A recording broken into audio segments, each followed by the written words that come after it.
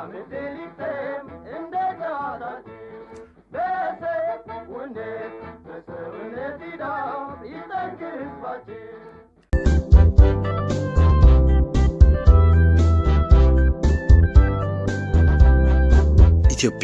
ለአንደኛው የአፍሪካ ዋንጫ ስትካፈል አቶ ወንድሙ በብሔራዊ ቡድን ውስጥ በመካተት ታሪካዊ በሆነው የመጀመሪያው የአፍሪካ ዋንጫ ላይ በካርቱም ለመጫወት በቅተዋል።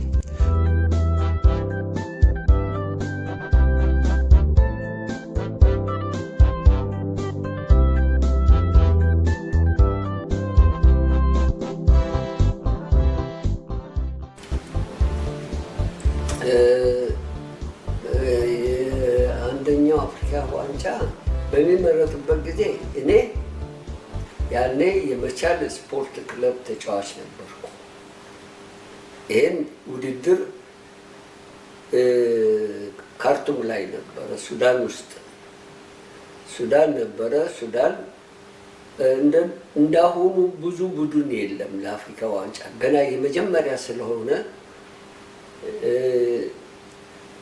ግብጽ፣ ሱዳን፣ ኢትዮጵያ፣ ሊቢያ ናት ማን አንድ እንትን የአረብ ቡድን ነበረ፣ አልጄሪያ ነበረች። አልጄሪያ በእኛ ጨዋታ ጊዜ ከኛ ጋር ሲደርሳት ፎርፌ ሰጠች እና ስንሄድ በደረጃ ቀረብ ስላል አዲስ አበባ ላይ ሱዳን ኢትዮጵያ የተጫወት ነው። እዛ ደግሞ ከአልጄሪያ ጋር መጫወት ነበረብን። ከዛ እዚህ አዲስ አበባ ውስጥ እኩል ወጣን ከሱዳን ጋር። ሱዳን ስንሄድ አልጄሪያ ቀረች ሁለተኛውን ጨዋታ ለመጫወት። በኋላ ያንን በፎርፌ ስናገኝ ከማን ጋር ለመጨረሻ ፋይናል እንጫወታለን? ከግብጽ ጋር። በግብጽ ተሸንፈን ዋንጫውን ግብጽ ወሰደ። እኛ ወደ ኢትዮጵያ ወደ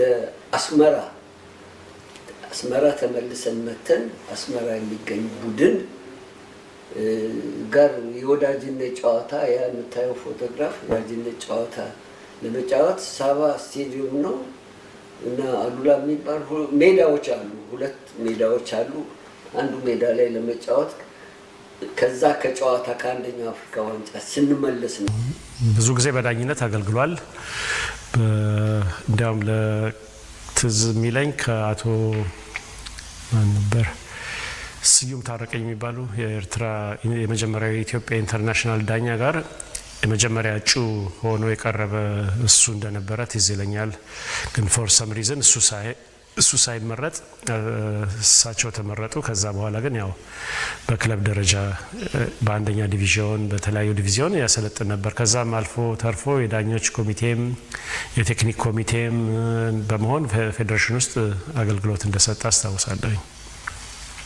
አርቢትር ነበርኩ፣ ፌዴራል አርቢትር። ከፌዴራል አርቢትር ደግሞ ወደ ኢንተርናሽናል እጩ ከኛ ቀደም ብሎ የነበሩት አየለ ተሰማ ነበረ። ሌሎች ማነው ደነቀ መንግስቱ የሚባል የክብር ዘበኛ ብሔራዊ ማነውና ኢንተርናሽናል አርቢትር የነበረ እነሱ ነበሩ። በዳኝነት በሚሰሩበት ጊዜ በተለይ ክረምት ዋንጫ ወንጂ ናዝሬት አካባቢ የሄደን ስንጫወት ከነ ጋሻ አየለ ጋር አብረው ዳኝነት ሲሰሩ እንደውም አንድ ጊዜ አብረን በአንድ መኪና አብረን ወደ አዲስ አበባ ከኛ ጋር በእኛ መኪና አብረው መጥተዋል። ከአቶ አየለ ጋር እየተቀላለዱ በዳኝነት ዘመናቸውም አይነኬውን የቅዱስ ጊዮርጊሱን መንግስቱ ወርቁን ለመጀመሪያ ጊዜ በቀይ ካርድ ማስወጣታቸው ይነገርላቸዋል። መንግስቱ ወርቁ በውጭ በጣም ጥሩ ልጅ ነው፣ በጣም ቅርቤ ነው። እሱ ለማስወጣት ፍላጎት ኖረኝ አይደለም፣ ህግ ነው እና በጣም ጥሩ ነው። እውነቴን ነው የምልህ መንግስቱ ውጭ በጣም ጥሩ ነው። ሜዳ ውስጥ ግን በጣም አስቸጋሪ ነው። በጣም አስቸጋሪ አምባገነን ነው። ማንም መሰለህ ደጋፊ ነው፣ ተጫዋቾችን የሚያበላሽ ግፊት እየሰጣቸው በጩኸቱ በምናምን ያንቀባረራቸዋል እና ውጭ ጥሩ ልጅ ነው፣ ሜዳ ውስጥ አስቸጋሪ ነው። እና ጊዮርጊስና ማነው ሲጫወት በኋላ ይጫወታሉ፣ 2-0 ይመራሉ። እና መንግስቱን እኮ እኔ ዝም ብዬ አይደለም ያስወጣሁት። በኋላ አንድ ጎል እንደዚህ ኳስ ሹት ተደርጋ ጎል ላይ ሲደርስ በረኛው ያዘ። ሲይዝ በእግር እንደዚህ ነጠቁና ጎል አስገባት። ጎል ሲያስገባት ሻርፕ ፋውል ተሰርቷል ማለት ነው። በጥፋት ነው እንደዚህ አድርጎት እንትን ያለ። በኋላ ጎሏን ሲሽር እዛች ቦታ ሌሎቹ ግፊት ሰጡት፣ የራሱ ተጫዋቾች ለምን አትናገረውም? በኋላ እሱ ሲሮጥ መጣና በደረቱ አንድ ሲገፋኝ ወደዛ ፍንጥር አለ። በቃ ሌላ ምንም አላለኝም። ጥፋቱን አውቋል። የመጀመሪያው ቀይ ያገኘው ከእርሶ ነው? በፍጹም አይደፍሩትማ። ፌዴሬሽኑ ምን እነሱ ነው ችግሩ። ምን ተፈጠረ ከዛ በኋላ? አሁን ታደሰ ወዳደጋ የሚባል የነሱ ከተከላካይ 2 ቁጥር ነው 3 ቁጥር ነበረ አየር መንገድ እሱ ኢንስቲትዩት እሱ ደግሞ ዞር ብሎ ስነ ስርዓት የለውም፣ ባለጌ ነው። ቁምጣውን ይዞ ሰዎችን እንደዚህ ብድና ያሳይ አጠገቤ ከሆነ ያለ እሱ ነው በቀይ እንዴ ተመልካችን እየተሳደበ ሁለቱም ነግሬያቸዋለሁ። ነቃቸው ሌላ ቀን ነግሯቸዋል። በደንብ ያጫውታቸዋል።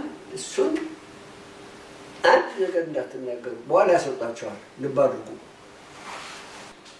ከዛ በኋላ ተስፋዬ ገብረ ኢየሱስ፣ ስዩም ታረቀኝ ሶስታችን ለኢንተርናሽናል እጩ እንትን አርቢትርነት 2 ይፈልጋል ተብሎ ፈተና ተሰጠ።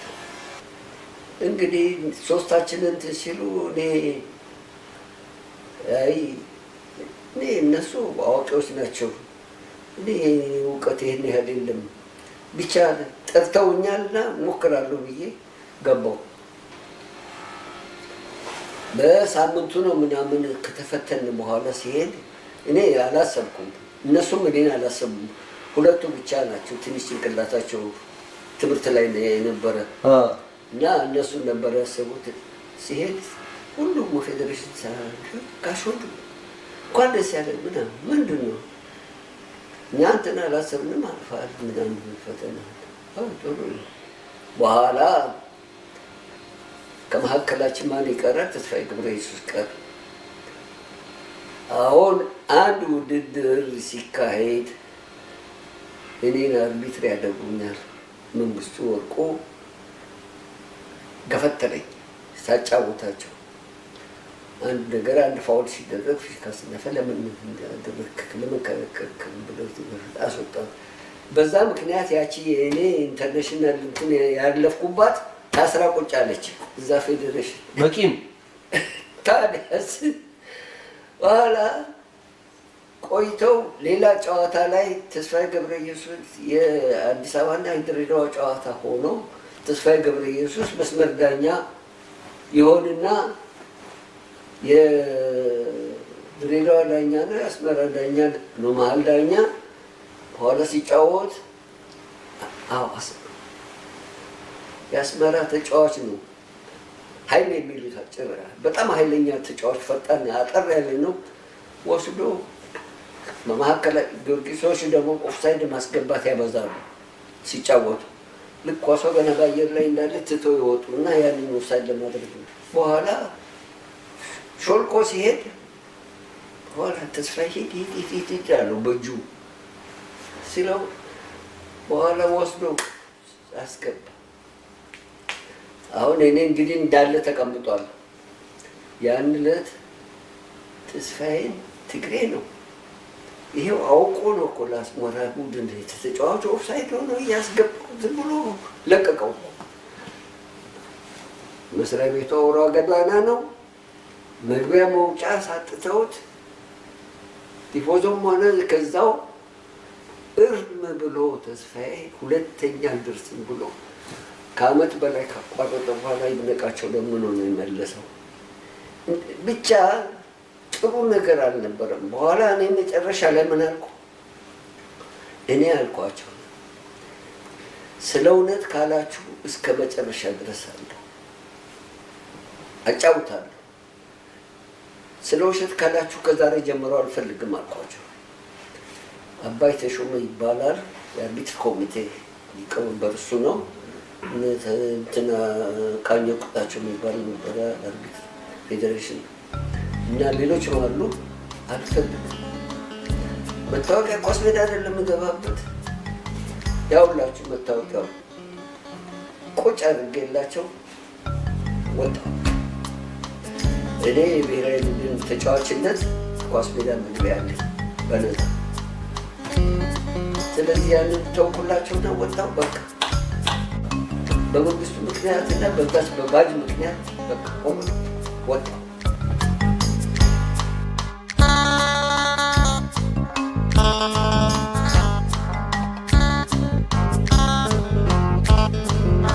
አባትና ልጆች በተለያየ የትውልድ ዘመን ለአንድ ሀገር የብሔራዊ ቡድን ሀገርን በመወከል ደረጃ በመላው ዓለም እጅግ ጥቂት ሊኖሩ ይችላሉ። በአፍሪካም አቢዲ ፔሌን ማንሳት እንችላለን።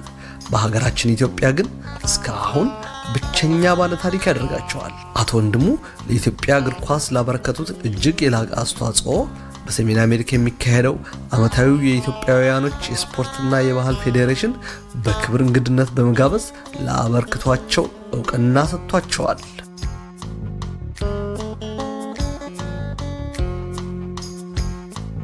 ጋሽ ወንድሙን ከብዙ የኢትዮጵያ እግር ኳስ ተጫዋቾች ለየት የሚያደርጋቸው እሳቸውም ሁለት ልጆቻቸው ማለት ኤርሚያስ ወንድሙና ሰለሞን ወንድሙ ለብሔራዊ ቡድን መጫወታቸው ከአፍሪካው ፔሌ ከሚባለው ከአቢዲ ፔሌ ከጋናው ጋር እንዲያደርጋቸዋል።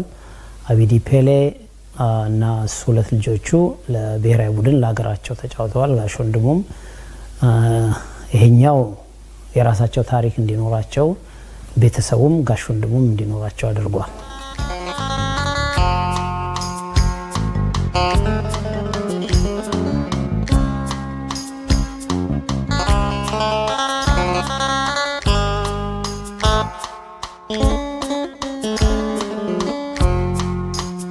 ኤርሚያስ እድገቱ በኤሌክትሪክ ስፖርት ክለብ ግቢ ውስጥ በመሆኑና ከወቅቱ ምርጥ ተጫዋቾች ጋር ለመገናኘት የአባቱ አሰልጣኝ መሆን መንገዱን አቅልሎለታል። ገና በወጣትነቱም ለኤሌክትሪክ ክለብ በመሰለፍ ድንቅ የተባለ ተጫዋች ወጥቶታል። የ1970ዎቹ የኢትዮጵያ እግር ኳስ ፈርጥ ከሆኑት ጥቂት ተጫዋቾች መካከል ንጉሴ ገብሬ፣ ዳኛቸው ደምሴ፣ ተስፋ ሚካኤል ዳኜ፣ ለማ ክብረትና አፈወርቅ ጠናጋሻው መካከል የሚደመረው ኤርሚያስ በዘመኑ ለነበሩት የእግር ኳስ አፍቃሪዎች ዘመን የማይሽረውን የአጫወት ብቃቱን አስመስክሯል። ለዚህም በርካቶች ኤርሚያስን በቅጣት ምት አመታቱ ኳስን ለተገቢው ተጫዋች በማቀበሉና በበሳል የአጫወት ስልቱ በትዝታ ያወጉታል። ኤርሚያስ ከአዲስ አበባው ስቴዲየም አልፎ በበርካታ ሀገሮች ሀገሩን ወክሎ ተሰልፏል። ጎሎቹንም አስቆጥሯል።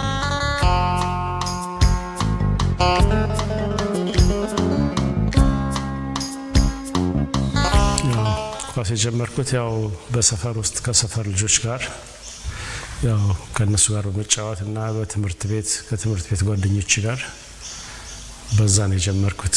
ወደ ክለብ ከመሄዴ በፊት ያው ከትምህርት ቤት በኋላ እና ትምህርት ቤት ውስጥ ከጓደኞች ጋር ሁሉ ጊዜ እንጫወት ነበርና ዘወትር ነበር። መጀመሪያ የተማርኩት ፍሬ ህይወት ነበረ ከ1 እስከ 8። ከዛ በኋላ ሃይ ስኩል ደግሞ ንፋስ ስልክ አጠቃላይ ነበር ሁለተኛ። መጀመሪያ በመብራት ኃይል በኤልፓሲ ነው ተመዝግቤ መጀመሪያ በክለብ ደረጃ የተጫወትኩት። በዛ ጊዜ ነበሩ ከኛ ጋር ጓደኞች የነበሩት በሲ ቡድን ስንጫወት እነ ሲራክ ገብረመድህን፣ መንግስቱ ቦጋለ፣ በኋላ ለቡና ይጫወት የነበረው የሱፍ አብደላ እና ሌሎችም ልጆችም ነበሩ። ከዛም አልፈን ከኤልፓሲ ለመጀመሪያው ለኢትዮጵያ ብሔራዊ ወጣት ቡድንም አብዛኞቻችን አሁን የጠቀስኩ ልጆች ጋር አብረን ተመርጠን እንጫወት ነበር ለወጣት ለኢትዮጵያ ቡድን።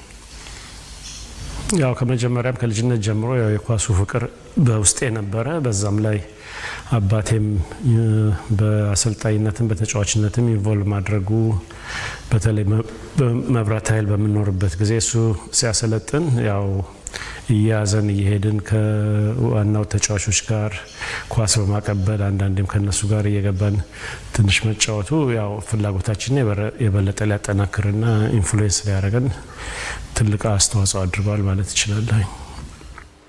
እኔ እንኳን መጀመሪያ ገና በ16 ዓመቱ ለብሔራዊ ቡድን ሲያሰልፈው እኔ ይሄ ልጅ አጥንቱ አልጠነከረም ገና ይሰበርብኛል እንዲህ ይሆንብኛል እያልኩ በጣም ነበር እኔ ከዝነኛነቱ ይልቅ በወጣትነቱ በጨዋታ ቦታ አንድ አደጋ ቢደርስበትስ እንዲህ ቢሆንስ ያው የእናት ሆድ ስለሆነ ያ ነገር ያስጨንቀኝ ነበረ። አሁን ኤርሚያስ አቶ ገብረ እግዚአብሔር ፌዴሬሽን ሄዶ ይሄ ልጅ እንፈልገዋለን ለጨዋታና ላይሰንስ ይሰጠን ሲሉ የለም እድሜው ገና ነው አሉ። 17 ውስጥ ነው እንደዚህ 18 መሙላት አለበት።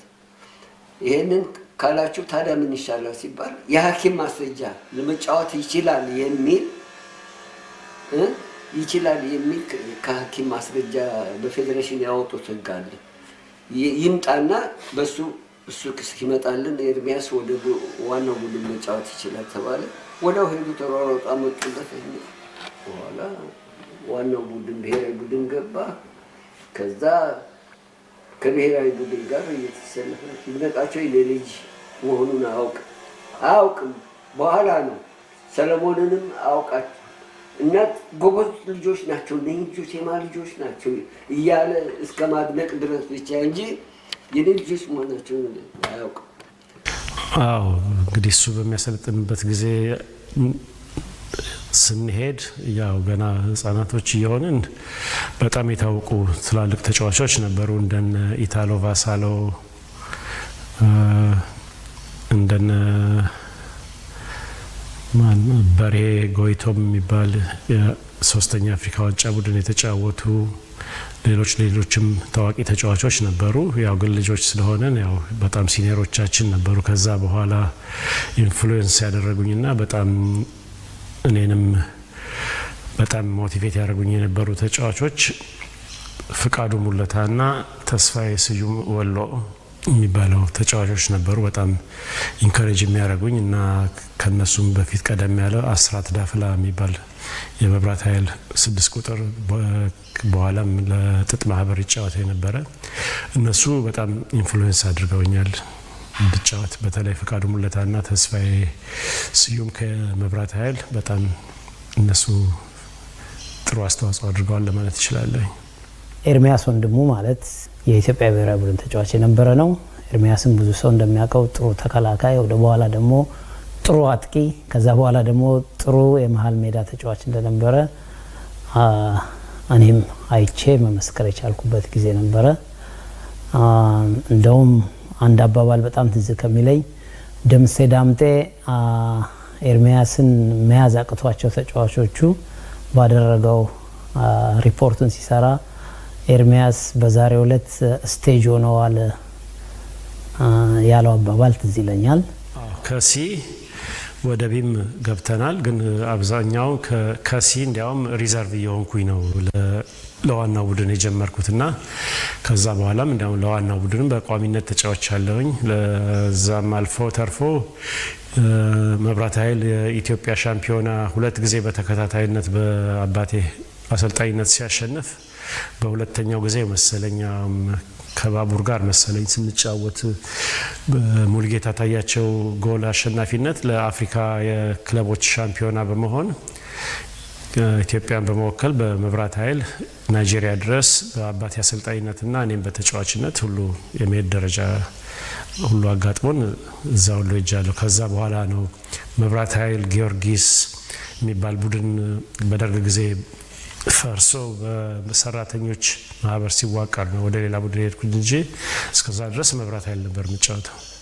በኋላ ግን ያው እሱም በእድሜም ትንሽ እየጠነከረ ሄደ። በጨዋታው ታዋቂ የሆነ ሲመጣ ደግሞ በቃ በጣም ጥሩ ነበረ ያለው። ህዝቡ ለኤርሚያስ የነበረው ፍቅር የተለየ ነበር። በቃ ኤርሚያስ እንደተባለ የኢትዮጵያ ሕዝብ ሳይጠግበው ከሀገር ሊወጣ በቃ።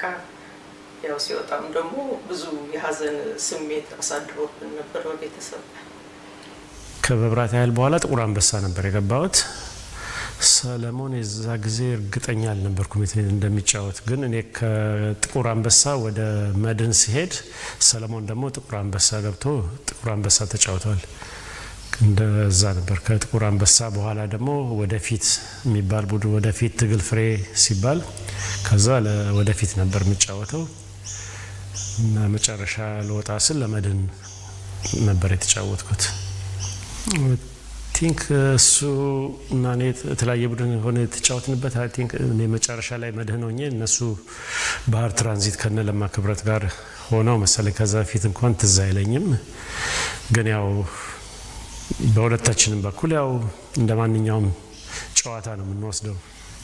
እንጃ ቁጥሩ እንኳን ለማስታወስ ትንሽ ያንሰኛል። ቢያንስ እስከ 20 ገደማ የተጫወትኩ ይመስለኛል። ምናልባት ትንሽ ሊበልጥም ሊያንስም ይችል ይሆናል። ትዝ አይለኝም። ምናልባት ሜቢ ከ5 እስከ 10 በግምት ሜቢ 5 ገደማ ነው። እኔ በነበርኩበት ቲም ውስጥ ብዙ ጎበዝ ተጫዋቾች ነበሩ። ያው እኔም ከነሱ ጋር በተቻለ መጠን ለብሔራዊ ቡድኑ ውጤት ኮንትሪቢዩት ለማድረግ ሞክረናል። ግን በእኔ በነበርኩበት ቲም ጥሩ ነበሩ ምላቸው እንደነ ንጉሴ ገብሬ፣ እሱ የኛ ሲኒየር ቢሆን ከኛ ጋር ተጫውተዋል። እነ ዳኛቸው ደምሴ፣ እነ ተስፋ ሚካኤል ዳኜ፣ እነሱን የመሳሰሉ ጎበዝ ተጫዋቾች ነበሩ። ሌሎችም አሉ እንደ ለማ ክብረት በጎልኪፐር፣ አፈወርቅ ጠነጋሻው፣ እነሱ ሁሉ ጎበዝ ተጫዋቾች ናቸው ለማለት እችላለሁ። ከዛ በፊትም የነበሩ አሉ በወጣት ቡድን ደረጃ ስንጫወት የነበሩ ከኛ በፊት የሄዱ ተጫዋቾች ነበሩ። እንደነ አቦነ፣ እንደ ንጉሴ አስፋው፣ እንደነ ሸዋን ግዛው የመሳሰሉ ሌሎችም ጥሩ ተጫዋቾች ነበሩ። እነ ሰለሞን ሽፈራው ነበሩ። ከዛ በፊት ደግሞ በየጊዜው ያው ተጫዋቾች እንደኛ እየወጣን እየቀረን ነው እንጂ ብሔራዊ ቡድንም ጥሩ ደረጃ ይደርስ ነበር ቲሙ ባይበታተን የሚል ግምት ነበረኝ በእኔም በኩል።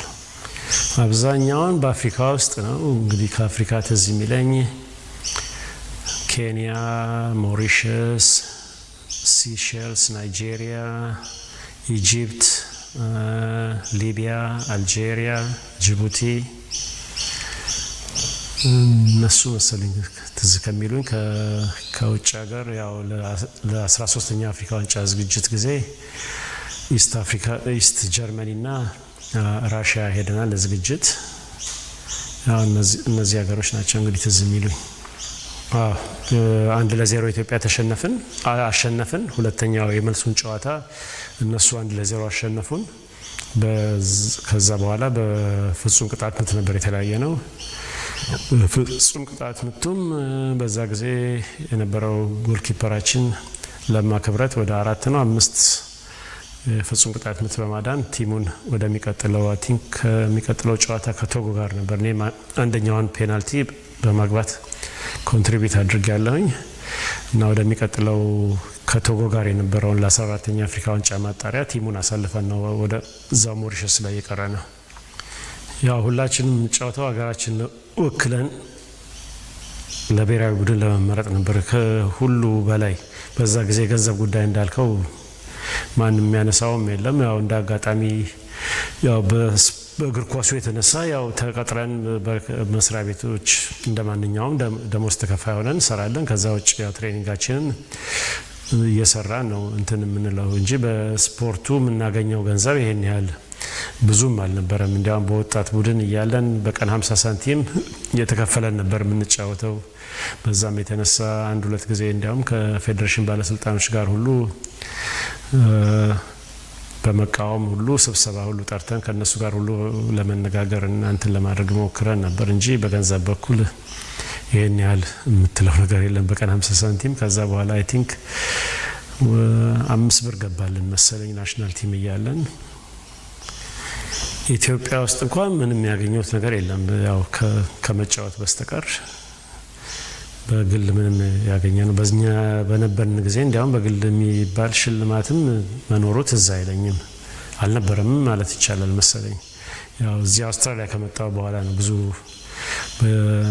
በየክለቡ ስጫወት ከውጭ ክለቦችም ከዛም የመጀመሪያው የአውስትራሊያ የአፍሪካ ክለብ አቋቁመን ከጓደኞቻችን ጋር ሀራምቤ፣ ከዛም በኋላ ደግሞ የኢትዮጵያ ቡድን አንድነት የሚባል አቋቁመን ስንጫወት ያው በተጫዋችነትም በአሰልጣኝነትም ያደረኩኝ ያው በሚገኘው እዚህ ሀገር ነው ሽልማቶች ያገኘሁት እንጂ ኢትዮጵያ እያለሁ ምንም ያገኘሁት ሽልማት ኦንሊ ሽልማት ያገኘሁት 13ኛ አፍሪካ ዋንጫ የሄድን ጊዜ ያው ከሊቢያ መንግስት ኮሎኔል ጋዳፊ የሸለሙን እዚህ ያለ ሜዳሊያ እሱ ብቻ ነው ትዝ የሚለኝ። ያው እኔም ራሴ ያው ያደኩበት ሜዳ ስለሆነ ፌዴሬሽንም ስለሆነ ጨዋታ ሲኖር ሄጄ ለማየትና አንድ ጊዜም ከአልጄሪያ ጋር ሲጫወቱ አጋጣሚ ሆኖ እዛ ስለነበርኩኝ ቲሙን ለማበረታታት ልጆቹንም ለማግኘት የዛ ጊዜ አዳማ ራስ ሆቴል ነበሩ። እዛ ድረስ በመሄድ ከልጆቹ ጋር በመተዋወቅ በጊዜው አሰልጣኝ ካሳሁን ተካ ነበር፣ ያው የኔ ጓደኛ ነበር፣ አብረን የተጫወትን። እኔም በምችለው መጠን ያው ስፖርቱን ብዙም ባልከታተልም ምችለውን ማበረታታት እሞክራለሁኝ። ባለፈው አንድ ጊዜ እንዲያውም አይ ቲንክ በኢትዮጵያ መጀመሪያ ጊዜ ነበር መሰለኝ ከ13 ዓመት እንደዚህ ትንሽ ቆይቷል መሰለኝ ለመጀመሪያ ጊዜ እንዲያውም ከዚህ ለቤስት ፕሌየር እና ቤስት ጎል ስኮረር የሚል መጀመሪያ ትሮፊ እንደ አጋጣሚ ከኢትዮጵያ በመጣ የድሮ ስፖርተኛ አሰፋ ክፍሌ በሱ በኩል ልኬ ለተጫዋቾቹ በስቴዲየም ተሸልመዋል በጊዜው። ኤርሚያስ የነበረው የኳስ ችሎታ እንዴት ነው?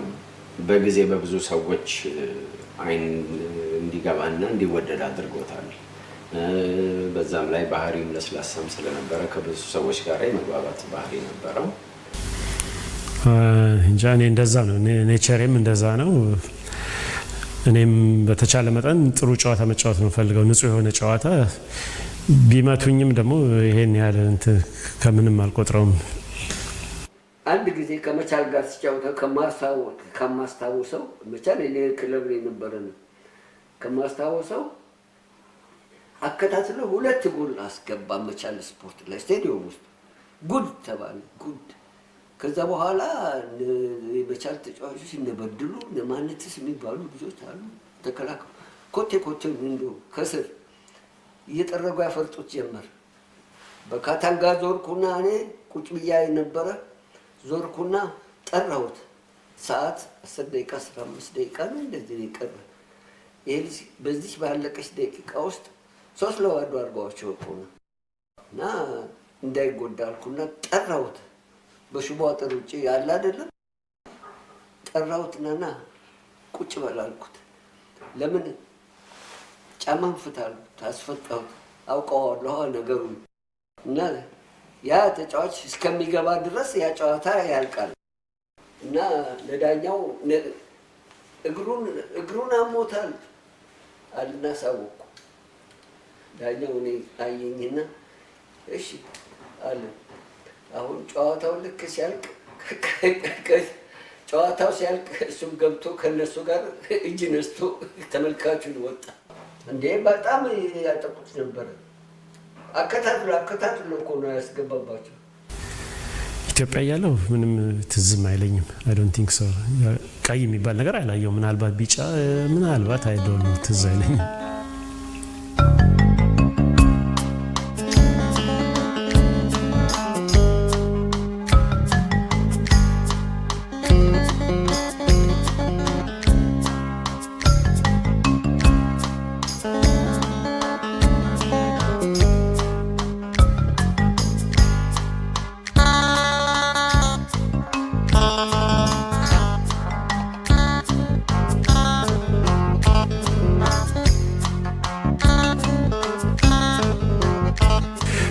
አውስትራሊያ ያው ሆስቴል ነበረ ያረፍነው።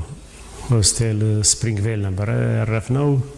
መምጣታችን ኦልሬዲ ታውቆ ስለነበረ ከተለያዩ ክለቦች ገና እንደመጣን ሳምንትም ሳይሞላን እየመጡ ያነጋግሩን ነበረ። እና እንደ አጋጣሚ አንድ ጥሩ ጓደኛችን ሆነ። በኋላ አለን የሚባል ሰውዬ ነበር፣ ከሆስቴል ነው ያገኘን። አነጋገረንና ሪንጉድ የሚባል ቡድን አለ። የዛ ጊዜ ስቴት ሊግ ነው የሚባለው፣ ከናሽናል አሁን ኤ ሊግ እንደሚባለው ከሱ በላይ ያለው ናሽናል ሊግ ነው የሚባለው። ከዛ ቀጥሎ ኤ ሊግ ነው ያለው። እዛ ውስጥ መጫወት ትፈልጋላችሁ ምናምን ኑና ትሬኒንግ አድርጎ አለን። ከዛ ሄደን ክለቡን ወደድ ነው። እኛም ስፖርቱን ማቋረጥ ስላልፈለግን ሪንጉድ ዊለሚና ይባል ነበረ። እዛ ነበር የጀመርነው መጀመሪያ። ከኤርሚያስ ጋራ ከልጅነት ጀምሮ በኳስ አካባቢ አብረን ያደግነው። ኤርሚያስ ኤሌክትሪክ ሲጫወት በደንብ ነው ማስታውሰው። ኤርሚያስ ወደፊት ሲጫወት እኔ ኦሜድላ በሚጫወትበት ሰዓት እንደውም ከሀገሬ ከመውጣቴ በፊት የመጨረሻውን ጎል ከኢትዮጵያ ከመውጣቴ በፊት እኔ ላይ ያገባው ኤርሚያስ ነው። እኔ ለኦሜድላ ሲጫወት እሱ ለወደፊት ሲጫወት 3-1 አሸንፈውን ሶስተኛውን ጎል ኤርሚያስ ነው ያገባው። ያቺ የመጨረሻ ጎል የመሰናበቻ ከአዲስ አበባ ስቴዲየም ኤርሚያስ ናት። ኤርሚያስ እኔ እስከማስታውሰው ድረስ ኤርሚያስ በእኔ አመለካከት አሉ ከሚባሉ ጥሩ ስትራይከሮች አንዱ ነው ብዬ አምናለሁ። ኤርሚያስ በጸባዩ ራሱን በመጠበቅና በጥሩ ስፖርተኝነቱ ለኢትዮጵያ ቡድን እንዲሁም ለክለቡ ብዙ አስተዋጽኦ ያደረገ ጎበዝ ሰው ነው። እዚህም አውስትራሊያ ከመጣም በኋላ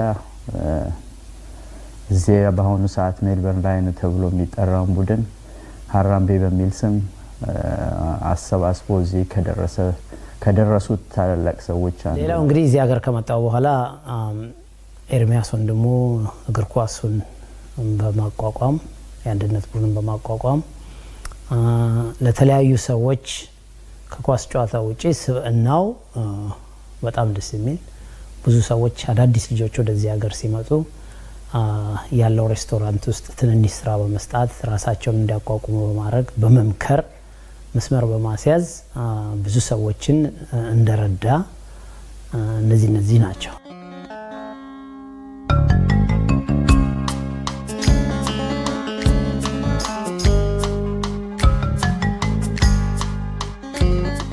ሰለሞን ልክ እንደ ታላቅ ወንድም ሁሉ እግር ኳስን የጀመረው ኤሌክትሪክ ስፖርት ክለብ ውስጥ ቢሆንም ፈጣን እንደነበረ ይነገርለታል።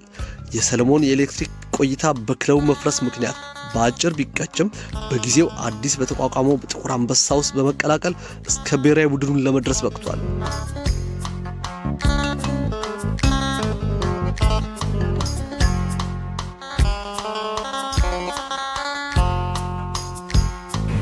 እኔ ልጅ ሆኜ ስፖርትን በጣም ስለምወድ መፎካከሩን እወደዋለሁ። የኤርሚያስ ወደ ቢ መጫወት በኋላም ደግሞ ከኔም ቀድሞ ኤ መጫወቱ እኔን ወደዛ እንዲገፋኝ እንትን አድርጎኛል፣ ፍላጎቴ እንዲጨምር አድርጎኛል እና ለስፖርትም የነበረኝን አመለካከት እንድጨምርና በትሬኒንግ እንድበረታ ከኤርሚያስም ውጭ ራሱ ሌሎች ተጫዋቾች ብዙ ማያቸው ነበሩ። ከሱ በእድሜ የሚመርጡ የነበሩ ተጫዋቾች ግን እነሱንም አያለሁኝ፣ የኤርሚያስንም ችሎታ አያለሁኝ። እነ እርምጃችን እና አብዮት ፍሬ እነ ትግል ፍሬ የተቋቋሙበት ጊዜ እኛም ደግሞ በእኛ አካባቢ የነበረው ከጥቁር አንበሳ የሚባል ቡድን ተቋቁሞ ነበረ። እሱም በከፍተኛ 18 እስከ መርካቶ ድረስ ያሉት ልጆች አጠቃሎ ነበረ። ስለዚህ ጥቁር አንበሳ የሚባል ቡድን ሲቋቋም ጊዜ ለጥቁር አንበሳ ገባሁኝ መጀመሪያ።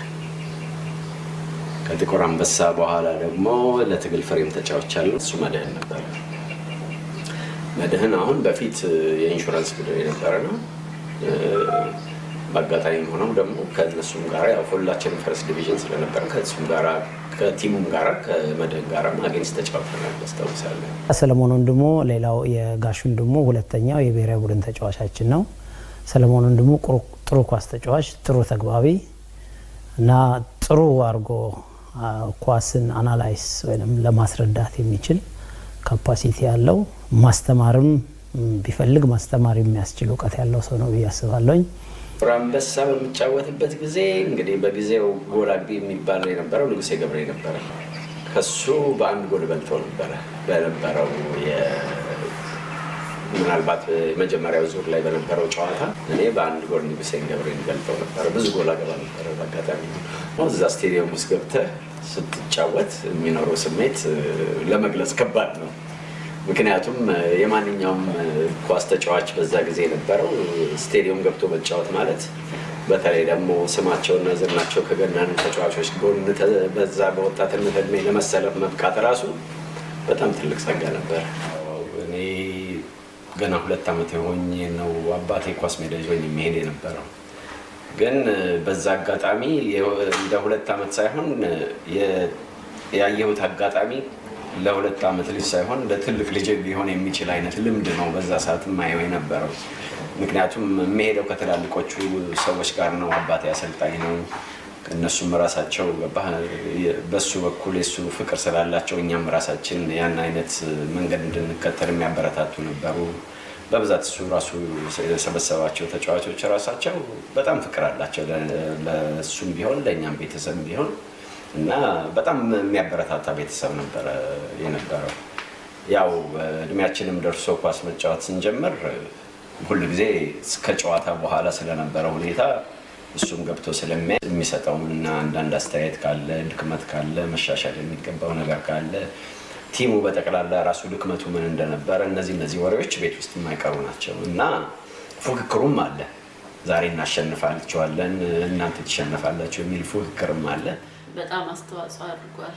ብዙ ጊዜ ጥሩ ነገርም መጥፎም ነገርም ከቤተሰብ እንደሚቀሰም እርግጠኛ ነኝ እና የአባታችን ከልጅነቱ ኳስ ተጫውቶ በዳኝነት ብቻ ከቤተሰብ ብዙ ነገር እንደምትወርሰው ያህል እነሱም የእግር ኳስን ፍቅርንና በእግር ኳስ ትልቅ ደረጃ ለመድረስን የአባቴ ተጽዕኖ አለበት ብዬ በጣም አምናለሁ። ካደረገው ኮንትሪቢዩሽን አንፃር የመጀመሪያው አፍሪካ ዋንጫ ተጫዋች የነበረ የኤልፓ ቡድን መስራቾች መሀል የመጀመሪያውና ቀዳሚው ነበረ። ያለው ዳኝነትም ቢሆን በብዙ ነገር ውስጥ በኢትዮጵያ ፌዴሬሽን ውስጥ ብዙ ነገር አስተዋጽኦ አድርጓል። ስላደረጉለት ይሄንን ነገር በጣም ደስተኞች ነን። እኔም በጊዜው ሄጄ ያንን ነገር ከአባቴ ጋር ሼር ለማድረግ እዛ ድረስ ተጉዤ አብረን ነበር እና በጣም ደስ ብሎኛል። እኔ የኮራሁበት ሞመንት ነው። እኔ የኤርሚያስ ታናናሽ ወንድሞችን አቢቲን እና ሄኖክን ኳስ ጨዋታ የማስተማር ወይም የማሰልጠን እድል አግኝቻለሁኝ። ሁኔታዎች ቢመቻቹ ኖሮ አቢቲም ኤርሚያስ የደረሰበት ቦታ ይደርስና ጋሽ ወንድሙም የሶስተኛ ልጃቸውን ለአውስትራሊያ በማጫወት ሌላ ሪካርድ ይሰብሩ ነበር። ሌላው የልጅ ልጆቻቸው እና አይመን አሁን እኔም ማሰልጠን የኤርሚያስ እህት ልጆችን የማሰልጠን እድል አጋጥሞኛል። አይመን የኤርሚያስ እህት ልጅ ነው። ተስፋ ያለውና ተስፋ የሚጣልበት ሌላው ትንሽ ልጅ ነው። እንግዲህ የጋሽ ወንድሙ ሩት የሚቆም አይመስልም። ሌላ ታሪክም ወደፊት ይሰራል ብዬ አስባለሁ። መልካም ጤናና ጥሩ ነገሮችን ወደፊትም እንዲያገኙ መልካም ምኞቴን እገልጻለሁ። አመሰግናለሁ። አሚን። በጣም ትልቅ ኩራት ነው የሚሰማን በዚህ በቤተሰብ ደረጃ ለኢትዮጵያ ስፖርት ይሄን ያህል ኮንትሪቢዩት ማድረጋችንና ለኢትዮጵያ ተመርጠን የዛን ያህል ደረጃ መድረሳችን በጣም ትልቅ ስሜትና ትልቅ ኩራት ይሰማኛል። ያው የአባታችን አጀማመርና የሱ ኢንፍሉዌንስ ነው ለሁለታችን ሊሆን የቻለው። ከዛም አልፎ ተርፎ ያው በአባቴ በኩል እኛ ብቻ ሳንሆን ብዙ ተጫዋቾች ከህፃንነት ጀምሮ ከሲ ወደ ኤ በማስተላለፍ ብዙ ተጫዋቾች በኢትዮጵያ ብሔራዊ ቡድን እንዲመረጡ ብዙ አስተዋጽኦ ያደረገ በመሆኑ ላደረገው ኮንትሪቢዩሽን በጣም ትልቅ ኩራት ይሰማኛል። እውነት ነው። በአቶ ወንድሙ የተጣለው መሰረት ማብቂያው የት ላይ ነው? ቅብብሎሹ ይቀጥል ይሆን?